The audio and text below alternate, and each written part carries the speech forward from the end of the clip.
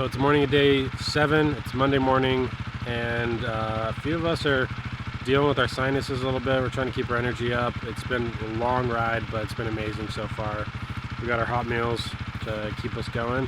Sounds like we're going to do a lot of miles today, so we're going to try and get back to Arco by tomorrow, which is about a little over 400 miles. So we'll see how it goes, but we're looking forward to it. What's happening? So check this out. So last night coming into camp, I was noticing my shifting was getting a little tough, and I've heard about some problems with the shifting forks or gears or something on this. I can't remember. I didn't really read that close on the 790, but I know there's some problems. So the whole time I'm kind of hoping it's not a big deal. So I got up this morning just checking things out. You can see this is just hand tight. So that could have been a bad day today. So now it's all tight again, and we're good to go. Woo! You're gonna need that for all the miles we did today. I know. That was close. So glad we found that. Nice. So one of the coolest parts of yesterday was stopping in at the Seash stage stop. It's out in the middle of nowhere. It's a gas stop, food, just kind of a convenience store. They cooked us a hot meal, gave us some drinks, and made sure we were good to go before we stopped and camped just down the road. There's new owners. They just said they'd bought it 4 days ago. They just, kicking off the new ownership. They were super nice, super helpful. And if you're riding the Idaho BDR or riding this route, you definitely want to stop in there. You're coming off a long stretch of just nothingness, pretty views, big vistas, and it's a welcome sight to see the gas stop when you roll in there. While we were there, we also met 4 ladies that were out on a ladies-only trip, out riding the Idaho single track. And they were from the Central Idaho Trail Riders Alliance. They do trail cleaning and just other things to help preserve the great trail systems that we all enjoy up here. So if you're in the Central Idaho area, you should definitely check them out, maybe take part in what they've got going on.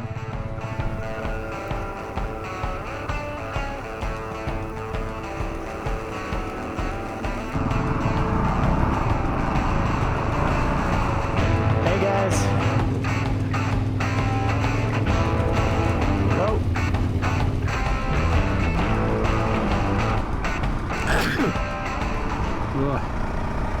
Sorry in advance for that one. Man, that one. So we're almost down to Yellow Pine, and something that's been interesting in these canyons in Idaho is that a lot of the times the temperature goes down the lower we get, rather than it getting colder up on top.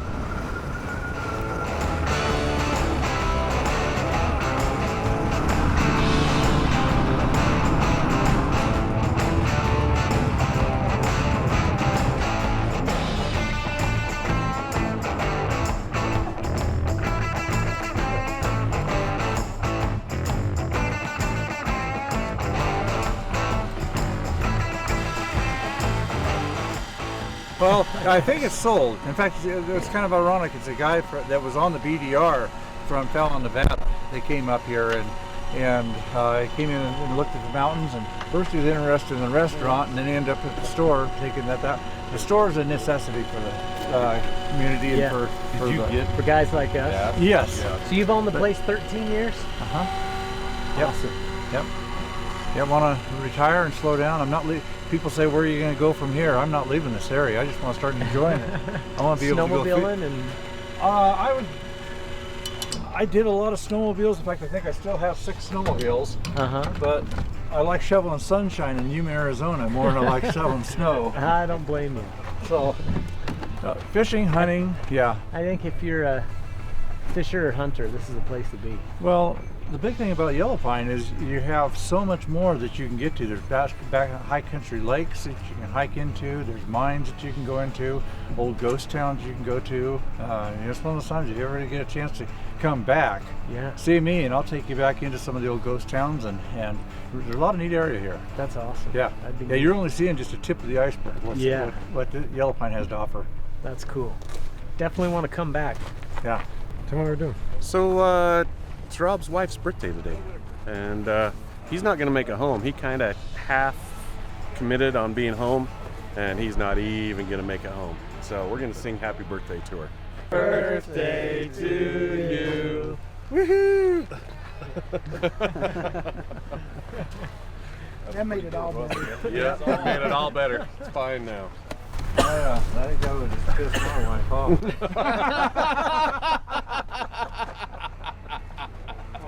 You know this will be an hour or more. Yeah, I know. And Lowman is bigger. So maybe grab some snacks and then head on down. Okay. Let's do it. Let's do it.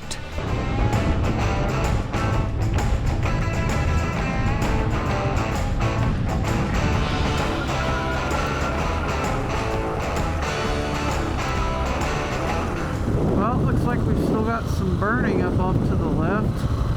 Yeah, it's pretty crazy how close it is. Yeah, that's wild. That looks I crazy. can still get through here. Well, it's a good thing it rained a couple days ago.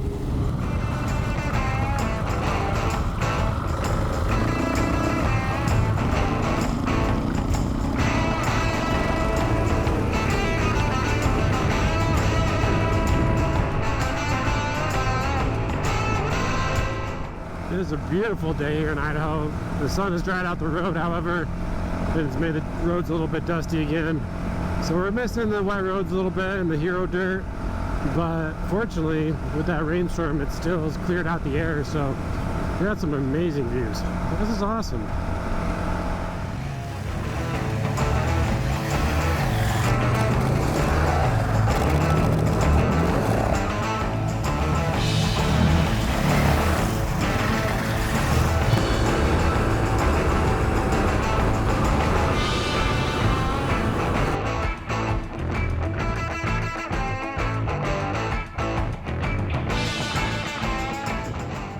So, just taking a quick little snack here in the shade.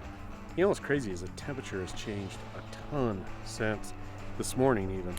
And just kind of checking out GPS. I'm struggling a little bit with my GPS.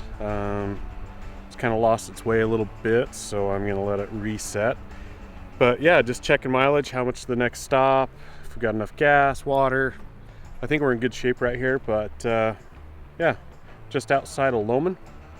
All gassed up, and head down into Featherville, and hopefully we can get over to Baumgartner Campground. They've got a nice hot springs down there and some good camping, and that'll actually set us up for the last day just right as well. So I'm thinking we are about 60 miles or so to Featherville, and then probably another 15 or so.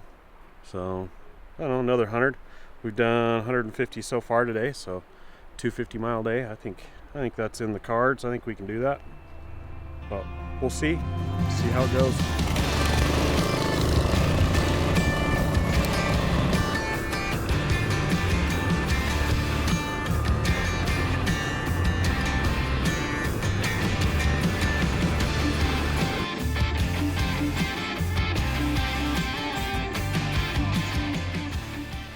Tell me about the ride so far today. It's been good. Trying to put down some miles. Up one mountain, down the other, just all day long. And it's been good. Faster dirt roads. Went through some streams. That was kind of fun. And some of the trails were super flowy. So just been having fun. And all I've had to eat so far today is granola bars and some jerky and like half a water bottle. So should have been drinking more, but looks like we're about to get some food, so should be good.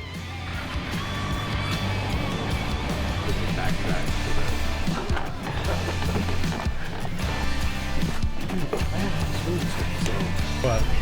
Oh dude, I just got the essentials. After today when we stopped and I was low on snacks, I decided I'd get Monster. That's for the morning. Mountain Dew for the night. Got a bunch of little pies. American pie, all American pie. Chocolate one, cherry, Snickers, gummy bears, peanuts. They didn't even have any Flamin' Hot peanuts, but How much was that? All right. They had habanero ones. I got everything for like 10 something. Wow. There's no way that was 10 bucks. Yeah. Oh, so Sure. the catch, there is one catch. I was only gonna get 2 of these pie things, but he said they were expired. And he said, take all you want, and I won't charge you for them. But They expired Tonight like he's gonna be in bed. they expired like a couple weeks ago. So I'm not too worried. I think it'll be good. I mean, they're rock hard, but we'll see if they're any good. Justin, you thought you were getting frozen pizza. How's this? This is fantastic pizza. Very good. I'm glad I talked Eric into it. Best pizza in town, man. That's right, best pizza in town. Head the 326 miles of groomed snowmobile trail up in our mountains.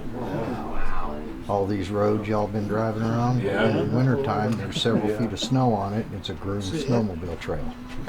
Idaho knows how to do it. They do. Wonderful state.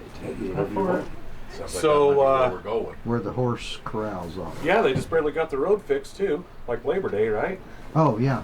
Yeah, it's recently opened, so Yeah. you can go all the way to Fairfield or Ketchum. Yeah, we're gonna head out towards Ketchum. I was looking forward to that hot tub, Yeah. but not gonna happen, huh? No, their closest one is going to be halfway between here and Pine at the Johnson Bridge. Look at her tail. Not me. Come on, Justin. I went to school and then went there, became their head chef for 4 or 5 years. Then I left there and went back to school to teach. Go up to 5th gear and then go back. Then I went to Florida and then went back and then came up here and I ain't leaving. How did you find this place? Yeah, how'd you end up here? I took a job working at a place over on the middle fork of the Boise River.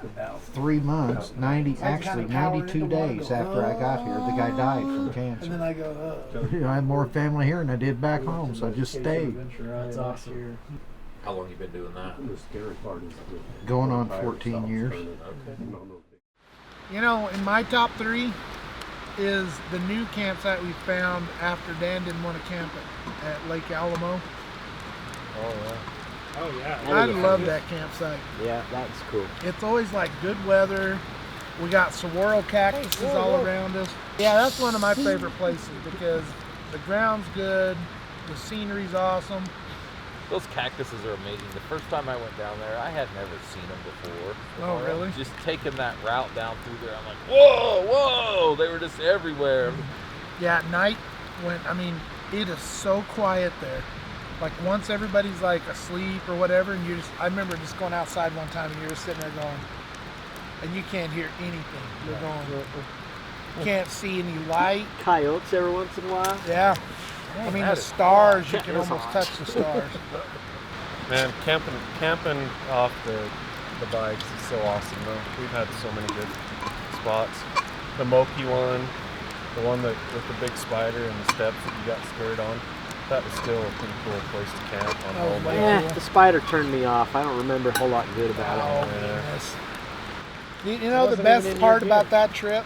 I love the campsite, but that was when I discovered the necessity of hauling ice with you in one of these. Because Dan had it, and I didn't, and I drink like warm water that whole trip. So did I. You'd sit there at night drinking warm water going, this sucks, you know. Dan's over there. Grand Canyon Tour Week is unreal. Oh, dude. So I got my when you got mad at me? yeah. So I got my white Munster. Okay, we've been on this big long ride. Eric's always mad at me, so just to whatever. So this is the destination. Okay, it's Tour Week. So we're out there, and I don't like heights at all, but it's such an awesome view that I'm crawled out there on the edge. I've got my Munster with me, and I'm It's just not that high. It's on only my stomach. 3,000 feet to the bottom. Yeah, right on the cliff, like right on the edge. So I'm out there. I got my Munster. I'm drinking my Munster. Ray comes up behind me and wheelbarrows me. And I squished my Munster flat and screamed like a girl. And I have a picture of it. And by wheelbarrow, I grabbed his ankles.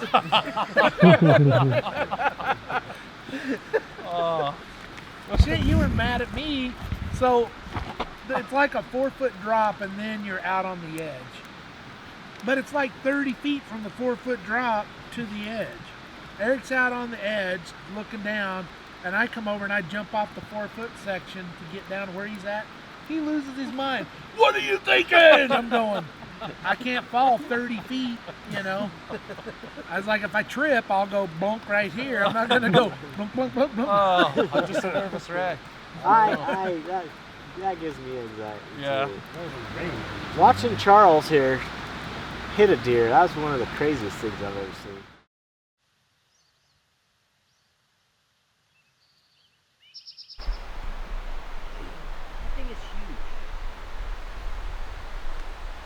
That goes right by the craters of the moon. We could stop if we wanted. I think I'd ask Kelly. He's probably more distressed than anybody, isn't he? Yeah, with that in mind and the time frame. Because we could tell him to go wherever, you know, we can Yeah. even say, this is the route, we know this is good, but we've got injured rider, we're a little pressed for time today, we want to see if we can get back, so we're just going to hit this. Something like that. Yeah, Okay. I think so. Well, that has been one hell of a circle right there. Just like that. Can you send me that? Yeah. I want to look at it. Because so far I haven't known anywhere we've been going. I've been lost. That makes nine of us then. If we know where we're going. Well, first off, we're going to take this Advil and we're going to give it to Skelly for his knee. And then, no, we talked about it today from here. We're going to Ketchum. Yep. Which, how many miles is left? Like 35 or something. Yep. Get into Ketchum, get some fuel. And then from there, we're going to make another decision. We have three options. So Yeah. we'll We kind have of a decide. short route, a longer route, and then we may hit the highway depending on how everyone's feeling and what the clock looks like. Yep. What time do you want to try and get to Arco by? Just like I always tell my wife, I will be home before tomorrow. Sounds good. Let's get going.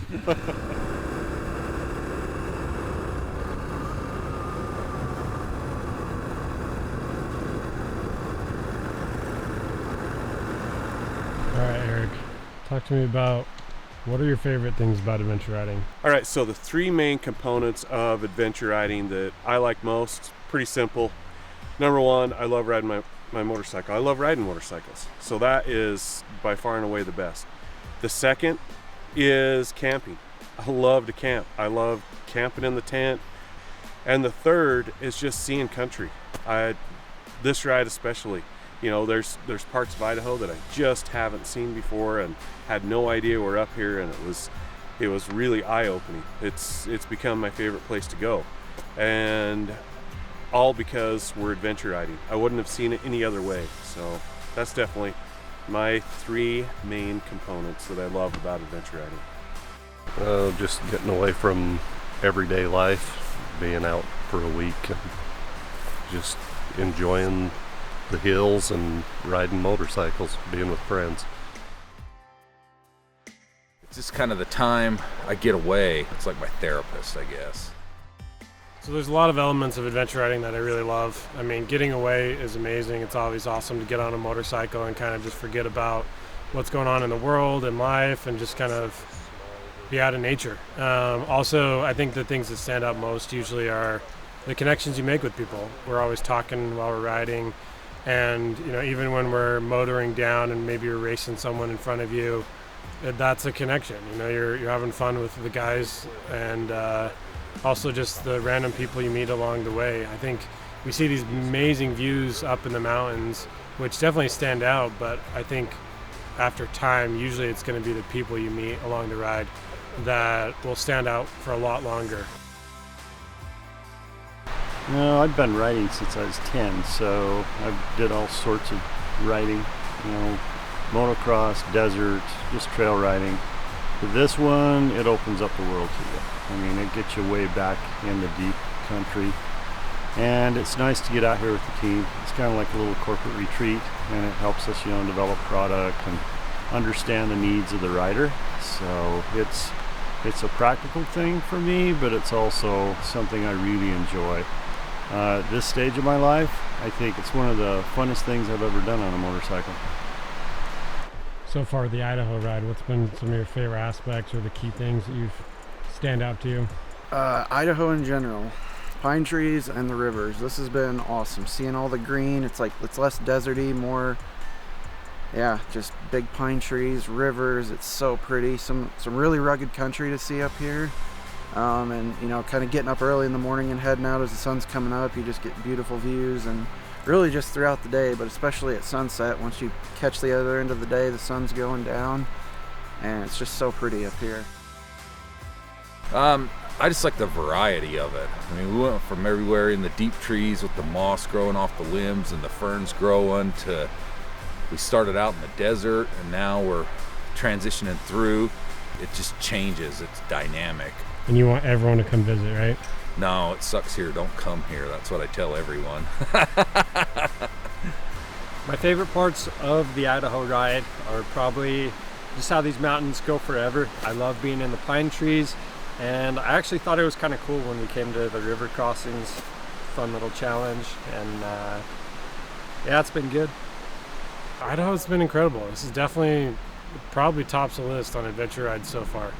Man, the mountains just go forever and they're beautiful. I always thought you had to go to Colorado to see mountains like that, but Idaho might be my new favorite state. I was a little surprised. I've done a lot of single track riding up in Idaho, but I didn't realize there were so many dirt roads and so many miles that you could travel on these bikes, and so much country you could see. It's just amazing.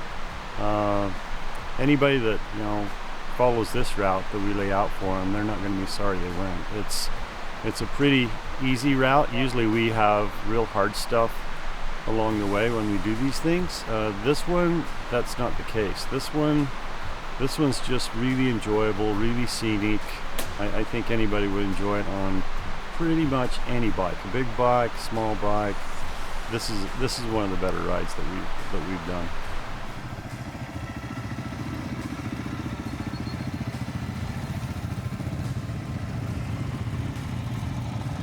All right, guys, as you can see, we made it. We're just loading up back at the Sprinters right now.